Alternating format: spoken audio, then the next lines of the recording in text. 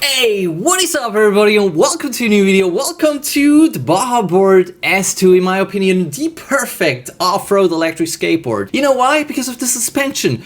I'm actually looking into off-road electric skateboards for a while. I think it's the future for Switzerland, especially countries where electric skateboarding is just not allowed. So in the mountains or anywhere like this, I do not believe and hope that the police will catch you there. So yeah, that's basically the idea why I'm looking into off-road electric skateboards, and I might even buy the Bajaboard. And I want to see how expensive it really is today. I want to see or check the specs and everything. I thought, why not turn this into a video? Why not? In my opinion, this really is the perfect board. But first, I want to see the introduction video. I haven't seen it yet. Yeah, I know this came out like 2 months ago. They're still taking pre-orders. They're shipping in October, I believe. And yeah, you can customize a lot of stuff. But first, I want to see the introduction video. Let's go. I gotta say, it looks nice. As far as I know, and the reason why I'm looking into it, it's closer to the ground. I cannot imagine the G4 for me. It's so far from the ground. I just don't see a reason for it, I guess. Yeah, obviously perfect for off-roading. Ooh, nice. So I also heard you can choose, well, I already, discovered some stuff. So you can choose different colors. You actually have to email them if you want certain colors for your board. Wow. Wow, and that's what I mean with the suspension. They're perfect for off-roading. They're like moving in any direction. You know what I mean? 10-inch wheels. I would definitely go for the biggest wheels possible, because I would use it only for off-road. The 8-inch wheels look really nice though. Nice girl. Ooh. Is it waterproof though? Is it waterproof? Is there any skateboard? I mean, ooh, look how wide it is. Damn. Yeah, choose your color.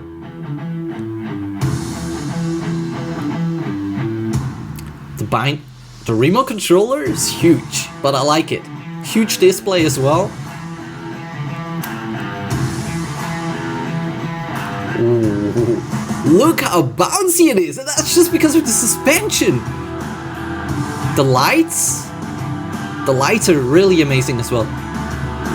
Wait, wait, indicator lights? This is, I believe, I've never seen that before. This is the first ever electric skateboards with indicator lights. So I guess you have to push a button on the remote controller or something like this. Well, I'm not gonna ride around in the streets. I obviously don't need it in the mountains, so I would basically rather take the board without, I mean, yeah, just to pay less, you know what I mean? See how bright the lights are? I think it's as bright as shred lights. I mean, it's huge after all. Adjustable headlights, 60-kilometer range, 15 kilo, it's not that much. Fully customizable. I want to figure this out today, how customizable it is. I haven't seen it, I didn't check it out yet. So you can only pre-order the board, they're shipping it in October. I want to figure it out today. What am I gonna get actually? 3,000 already, and that's just the standard version. So you can choose in between a 60A ESC size or a 110A.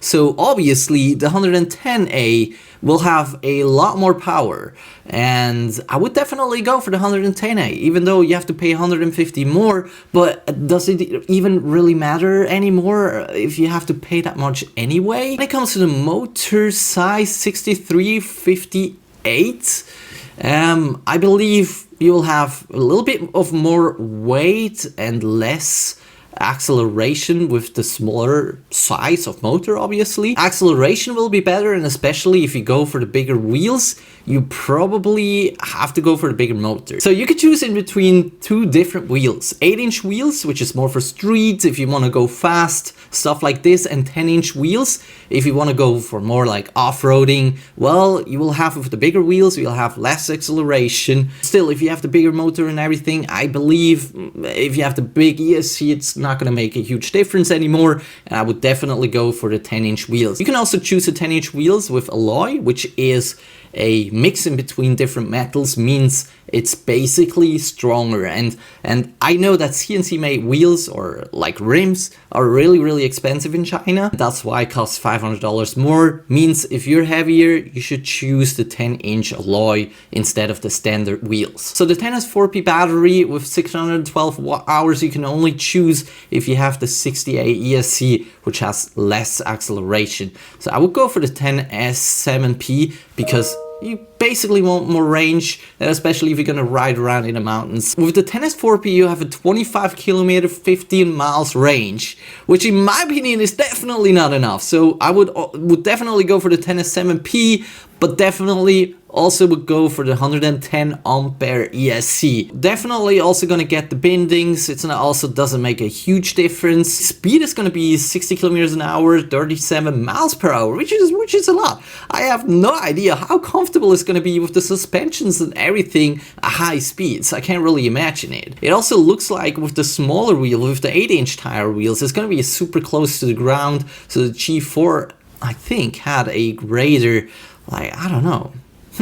Yeah, it looks it's close to the ground. It doesn't really have a lot of clearance actually, but still, I believe with the bigger wheels, it's still gonna be possible to get over stones, and also everything's made out of metal, so I don't believe you're gonna, destroy anything. A weight of 20 kilos, 42 pounds. Wow, that's a lot. That's almost 3,200 US dollars. Limited time only. Only 1 day and 6 hours left. So by the time this video goes online, you have maybe like 10 hours left to get this deal. You'll save $300, I think. The lights are excluded. They're not included? Why are the lights not included if I pay that much? Hill climb, 40%. Wow. 1100 watt hours battery, recharging time 3.5 hours. That's really good for a 10S7P. This thing is super heavy. It's not like a board you want to actually get out of your car ever. 500 millimeters wide? Are you kidding me? That's like this wide. Holy mo... It's so hard with off-road boards. They're way too expensive. Like, I'm not really, give me something to change my mind. Bajaboard also has a YouTube channel, and I want to see real quick if they can change my mind. Finally is here. Asmoda, Bajaboard. I already love his accent, man.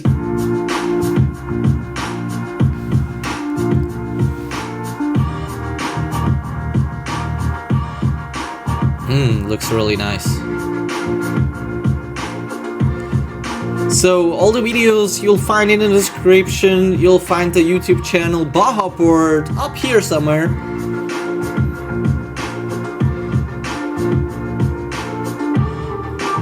Ooh, did you see that? So not a lot of clearance. See, that's like 3 centimeters. Why is there no off-road board I can really like say, okay, I want this now, or this is like the board that I want? So we're gonna give these 5 boards to our local riders so they can test to the extreme. So when you're gonna get your boards, we're gonna know that it's gonna be 100% perfect.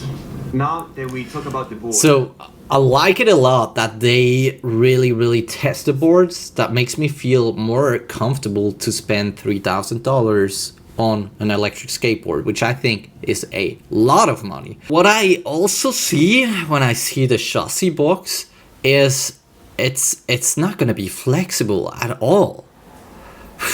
So man, this is so hard to choose. Like now I'm thinking like the Cali would be better to actually ride around in the mountains. Battery management system, we have 2 ESCs for 2 motors obviously. Here I think we have the bigger motors. Oh yeah, what's also a difference, so the bigger the motors are, the less like heating problems you will have.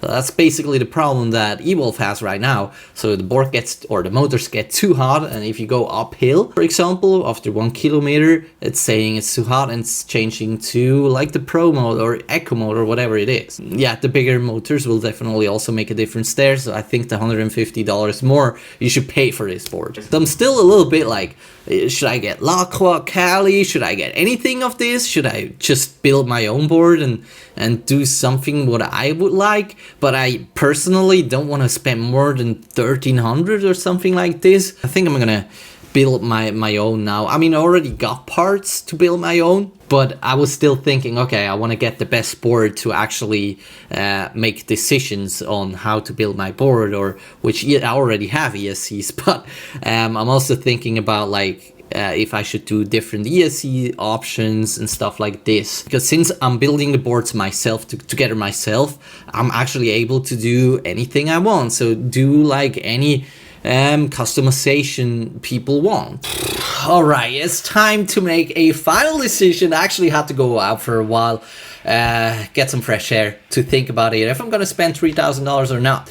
And here are the reasons why I'm not gonna get this board. First of all, $3,000. It's a lot of money. I don't want to spend $3,000 for pre-order. I know that you can pay 50% or something like this, but you have to pay more at the end. So I'm gonna spend $3,000 now, but it's just too much money overall, in my opinion. If I end up spending $3,300, I think this is just ridiculous.